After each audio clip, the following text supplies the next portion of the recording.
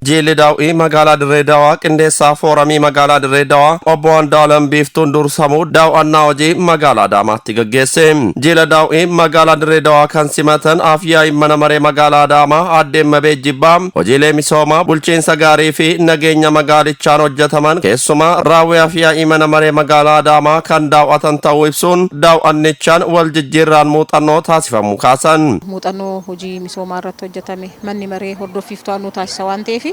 hojiiwwan misoomaa hojiiwwan nageenyaa akkasumas hojiiwwan hawaasummaadhaa keessatti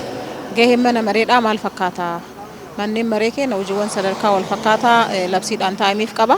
haa ta'uti gaheen isaa hammam tokko kan jedhu muuxannoo hojiiwwan hojjetamaa ture keessatti hordoffiif to'annoon koreewwan dhaabbii ciminni isaanii kan mul'atu raawwii hojii magaalaa san keessatti hojjetamuu fi qindoominaan hojiiwwan hojjetamaniin ammoo milkaa'inni jiruuf kanaaf jilli magaalaa Dirreedawaa irraa manneen maree afyaa'ota aanaatii fi qindeessaa fooramii isaaniitu guyyaa irraa hojii misoomaa daawwataa tureera. Magaalaa Adaamaa baay'ee jaalatu baay'ee hawwu keessattuu kooriidara misooma kooriidaraatiin magariisummaa magaalaa wajjin wal qabate yeroo gabaabaa keessatti ji'oottan 8-7 hin caalleen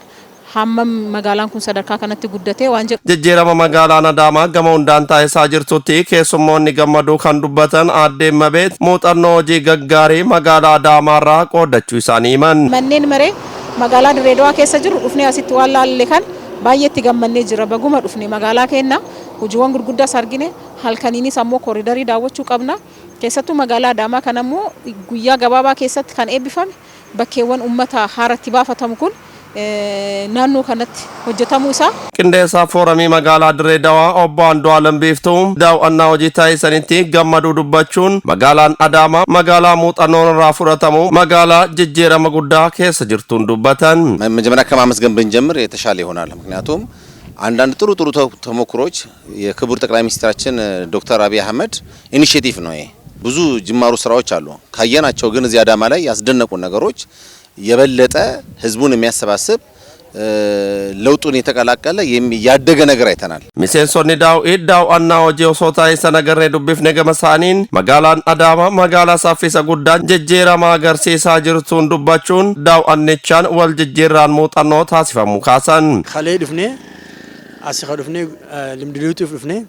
magaalaan haala durarra amma bareedduudha. Hedduu bareeddi magaalaan wallahi hedduu nama gammachiisa. ኦን አርአርኬቲ ህዱና መጋመችስ መጋላን ይጅረመ ጉዳ ፊዲ